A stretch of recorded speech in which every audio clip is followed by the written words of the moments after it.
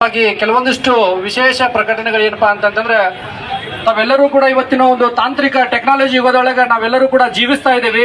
ಅದರ ಜೊತೆಯಾಗಿ ಇವತ್ತು ಕಳ್ಳತನ ಅನ್ನೋದು, ಥೆಫ್ಟ್ ಅನ್ನೋದು ಎಲ್ಲಿಗೆ ಬಂದು ನಿಂತಿದೆಯಪ್ಪ ಅಂತಂದ್ರೆ, ನೀವು ಇಲ್ಲೇ ಇದ್ದೀರಿ, ನಿಮ್ಮ ಬ್ಯಾಂಕ್ ಅಕೌಂಟ್ ಒಳಗೆ ದುಡ್ಡು ಐತಿ, ನಿಮ್ಮ ಮನೆಯೊಳಗೆ ಸಾಕಷ್ಟು ಆಭರಣ ಐತಿ, ಬಟ್ ನಿಮ್ಮ ಬ್ಯಾಂಕ್ ಅಕೌಂಟ್ ಒಳಗೆ ಇರ್ತಕ್ಕಂಥ ದುಡ್ಡು ಆಗಲಿ ಅಥವಾ ನಿಮ್ಮ ಮೊಬೈಲ್ ನಲ್ಲಿ ಇರ್ತಕ್ಕಂಥ ಡೇಟಾ ಆಗಲಿ ಎಲ್ಲವೂ ಏನಾಗ್ತಾ ಇದೆಯಪ್ಪ ಅಂತಂದ್ರೆ ಒಂದೊಂದು ಲಿಂಕ್ಗಳ ಮೂಲಕ, ಒಂದೊಂದು APK ಫೈಲ್ಗಳ ಮೂಲಕ ಏನಾಗ್ತಾ ಇದೆಯಪ್ಪ ಅಂತಂದ್ರೆ ನಮ್ದು ಡೇಟಾ ಥೆಫ್ಟ್ ಆಗ್ತಾ ಇದೆ, ಅಕೌಂಟ್ ನಲ್ಲಿ ಇರ್ತಕ್ಕಂಥ ದುಡ್ಡು ಹೋಗ್ತಾ ಇದೆ.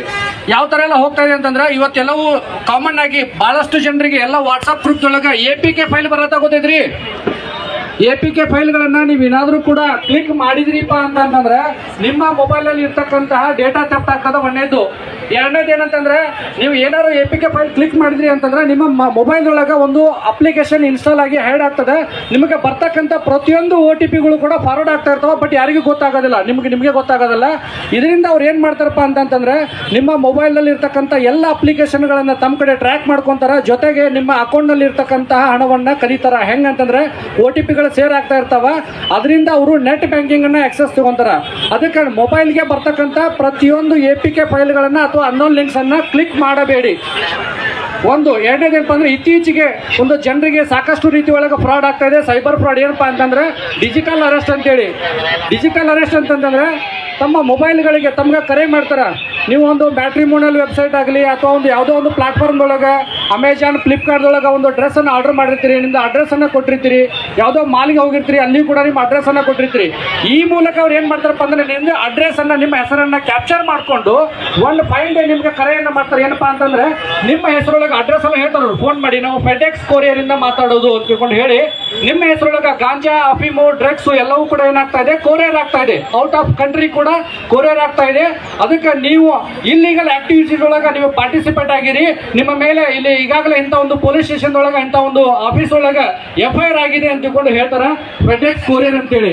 ಅದ್ರ ನೆಕ್ಸ್ಟ್ ಸ್ಟೆಪ್ ಅವ್ರು ಏನ್ ಮಾಡ್ತಾರಪ್ಪ ಅಂತಂದ್ರೆ, CBI ಅಂತೇಳಿ ನಿಮ್ಗೆ ಫೋನ್ಗಳನ್ನ ಮಾಡ್ತಾರ. ನಿಮ್ಮ ಹೆಸರೊಳಗೆ ಇಲ್ಲಿಗಲ್ ಟ್ರಾಫಿಕಿಂಗ್, ಗಾಂಜಾ, ಡ್ರಗ್ಸ್, ಅಫೀಮು, ನಾರ್ಕೋಟಿಕ್ಸ್ ಪಾರ್ಸಲ್ ಆಗ್ತಾ ಇದೆ, ಇಂಥ ನಮ್ಮ ಒಂದು ಪೊಲೀಸ್ ಸ್ಟೇಷನ್ ಒಳಗೆ CBI ಆಫೀಸ್ ಒಳಗೆ FIR ಆಗಿದೆ, ನೀವು ಇಮಿಡಿಯೇಟ್ ಆಗಿ ಸೆಲ್ಫ್ ಅರೆಸ್ಟ್ ಆಗಬೇಕು, ಡಿಜಿಟಲ್ ಅರೆಸ್ಟ್ ಆಗಬೇಕು ಅಂತ ತಿಳ್ಕೊಂಡು ಹೇಳ್ತಾರೆ.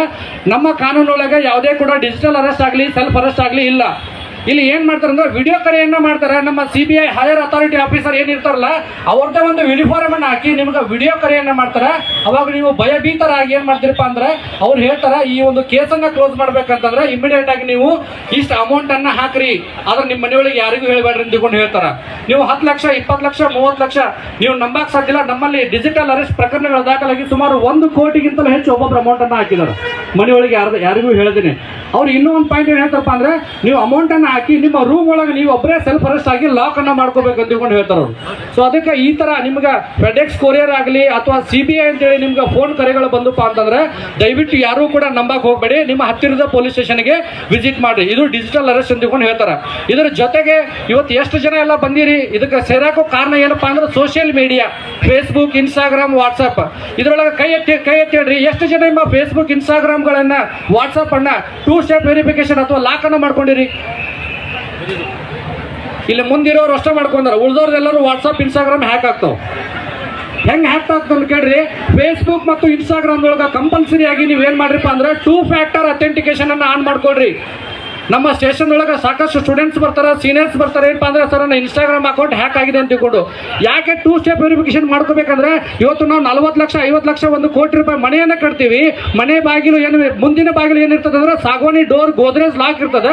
ಆದ್ರೆ ಹಿಂದಿನ ಡೋರ್ ಏನಿರ್ತದೆ, ಯಾವುದೋ ಒಂದು ಫ್ಲೌಡ್ ಶೋರೂಮ್ದೊಳಗೆ ಒಂದು ಫ್ಲೌಡ್ ಡೋರ್ ಅನ್ನು ಹಚ್ಚಿರ್ತೀವಿ.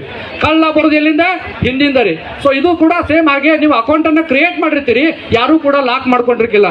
ಅದಕ್ಕೆ ವಾಟ್ಸ್ಆಪ್ ಒಳಗ 2 ಸ್ಟೆಪ್ ವೆರಿಫಿಕೇಶನ್ ಇದೆ. ಆಮೇಲೆ ಫೇಸ್ಬುಕ್ ಮತ್ತು ಇನ್ಸ್ಟಾಗ್ರಾಮ್ ಒಳಗ 2 ಫ್ಯಾಕ್ಟರ್ ಅಥೆಂಟಿಕೇಶನ್ ಅಂತಿದೆ. ಈ ಮೂಲಕ ನೀವು ಲಾಕ್ ಮಾಡ್ಕೊಂಡ್ರಿ ಅಂದ್ರೆ ಯಾರ್ದು ಅಕೌಂಟ್ಸ್ ಕೂಡ ಹ್ಯಾಕ್ ಆಗಲ್ಲ. ಆಮೇಲೆ ಮೇಜರ್ ಆಗಿ ನಮ್ಮ ಡೇಟಾ ಎಲ್ಲಿ ಥೆಫ್ಟ್ ಆಗ್ತಾ ಇದೆ ಅದು ಕೂಡ ಬೇಕಲ್ಲ. ಯಾವುದೇ ಒಂದು ಅಪ್ಲಿಕೇಶನ್ ಅನ್ನ ನೀವು ಪ್ಲೇ ಸ್ಟೋರ್ ಒಳಗೆ ಇನ್ಸ್ಟಾಲ್ ಮಾಡ್ಕೊಂತೀರಿ, ಪ್ಲೇ ಸ್ಟೋರ್ ಮೂಲಕ ಇನ್ಸ್ಟಾಲ್ ಮಾಡ್ಕೋಬೇಕಾದ್ರೆ ಪರ್ಮಿಷನ್ ಅನ್ನ ಕೇಳ್ತದ. ನಿಮ್ಮ ಕಾಂಟ್ಯಾಕ್ಟ್ಸ್, ಫೋಟೋಸ್, ವಿಡಿಯೋಸ್, ನಮ್ಮ ಕಾನ್ಸಂಟ್ರೇಷನ್ ಎಲ್ಲಿರ್ತದಪ್ಪ ಅಂದ್ರೆ, ಅಪ್ಲಿಕೇಶನ್ ಇನ್ಸ್ಟಾಲ್ ಆದ್ರೆ ಸಾಕು, ಎಲ್ಲವಕ್ಕೂ ನಾವು ಅಲೋ ಅಂತ ಕೊಡ್ತೀವಿ.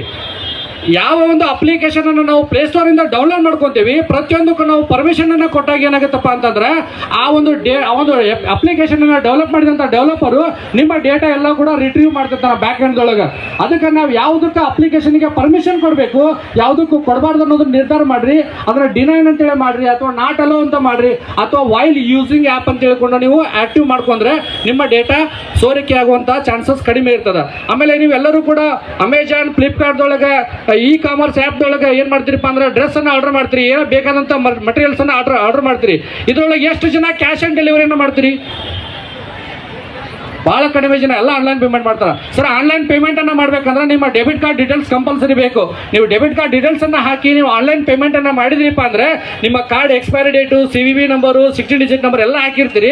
ಅದು ಎಕ್ಸ್ಪೈರಿ ಆಗ್ತಿರ್ತದಲ್ರಿ, ಆ ಒಂದು 3 ಡೇಸ್ 4 ಡೇಸ್ ಬಿಫೋರ್ ಅವತ್ತ ಫೋನ್ ಮಾಡಿ ಹೇಳ್ತಾರಪ್ಪ ಅಂದ್ರೆ ನಿಮ್ಮ ಕಾರ್ಡ್ ಡೀಟೇಲ್ಸ್ ಅನ್ನ ಹೇಳ್ತಾನ, ಇದನ್ನ ರಿನಿವಲ್ ಮಾಡ್ಬೇಕಂತ ತಿಳ್ಕೊಂಡು ಹೇಳಿ ನೀವು ವೆರಿಫೈ ಮಾಡ್ಕೊಂತೀರಿ. ಅವು ಹೇಳಿದಂತ ಎಲ್ಲ 16 ಡಿಜಿಟ್ ನಂಬರು, CVV ನಂಬರು ಎಲ್ಲವೂ ಸರಿಯಾಗಿರ್ತದೆ. ನೀವು ವೆರಿಫೈ ಮಾಡಿದಾಗ ಏನಾಗುತ್ತಪ್ಪ ಅಂದ್ರೆ ಸರಿಯಾಗಿದ್ದಾಗ ಅವ್ರು ಕೇಳಿದಂತ OTP 100% ಹೇಳ್ತೀರಿ, ಅವಾಗ ನಿಮ್ಮ ದುಡ್ಡು ಹೋಗುವಂತ ಚಾನ್ಸಸ್ ಇರ್ತದೆ.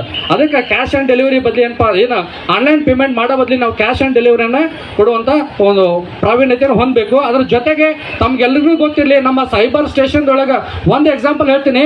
ಇನ್ಸ್ಟಾಗ್ರಾಮ್ ಅಕೌಂಟ್ ಒಳಗೆ ಒಂದು ಸ್ಟೂಡೆಂಟ್ ಹೆಸರಲ್ಲಿ ಒಂದು ಅಕೌಂಟ್ ಕ್ರಿಯೇಟ್ ಆಗ್ತದ. ರಿಯಲ್ ಒಂದು ಎಕ್ಸಾಂಪಲ್ ಹೇಳಕ್ ಇಷ್ಟಪಡ್ತೀನಿ ಈ ಮೂಲಕ. ಆ ಅಕೌಂಟ್ ಅನ್ನ ಒಂದು ಹುಡುಗಿ, ಒಂದು ಸ್ಟೂಡೆಂಟ್ಸ್ 9th ಸ್ಟ್ಯಾಂಡರ್ಡ್ ಹುಡುಗಿ ಹೆಸರಲ್ಲಿ ಒಂದು ಅಕೌಂಟ್ ಅನ್ನ ಕ್ರಿಯೇಟ್ ಮಾಡ್ತಾರೋ. ಕ್ರಿಯೇಟ್ ಮಾಡಿ ಒಂದು 3 ತಿಂಗಳ 4 ತಿಂಗಳ ಪರಿಚಯ ಇದ್ದವರು ಎಲ್ಲರಿಗೂ ಕೂಡ ಫಾಲೋ ಮಾಡ್ತಾರೋ. ಫಾಲೋ ಮಾಡಿದಾದ ನಂತರ ಒಂದು 3 ಮಂತ್ಸ್ 4 ಮಂತ್ಸ್ ಆದ ಬಳಿಕ ಏನ್ ಮಾಡ್ತಪ್ಪ ಅಂದ್ರೆ ಅಬ್ಸಿನ್ ಕಂಟೆಂಟ್, ವಲ್ಗರ್ ವಿಡಿಯೋಗಳನ್ನ, ಅಶ್ಲೀಲ ವಿಡಿಯೋಗಳನ್ನ ಫಾಲೋವರ್ಸ್ ಎಲ್ಲರಿಗೂ ಕೂಡ ಕಳಿಸ್ತಾರೋ. ಏನು ರಿಸೀವ್ ಮಾಡ್ಕೊಂಡಿದ್ರಲ್ಲ ಅವರೆಲ್ಲರೂ ಕೂಡ ಹುಡುಗಿ ತಂದೆಗೆ ಪರಿಚಯ ಇರ್ತಾರೋ. ಅವರೆಲ್ಲರೂ ಹುಡುಗಿ ತಂದೆಗೆ ಫೋನ್ ಮಾಡಿ ನಿಮ್ಮ ಮಗಳು ಇಂಥ ಕೆಟ್ಟ ಕೆಟ್ಟ ಅಶ್ಲೀಲ ವಿಡಿಯೋಗಳನ್ನು ಕಳಿಸಿದಾಳ, ನಿಮ್ಮ ಮಗಳಿಗೆ ನೀವು ಬುದ್ಧಿ ಹೇಳ್ತಿರ್ಕೊಂಡು ಅವರು ಫೋನ್ ಮಾಡಿದಾಗ ಆ ತಂದೆ ಮುಗ್ಧ ಮಗುವಿಗೆ ಆ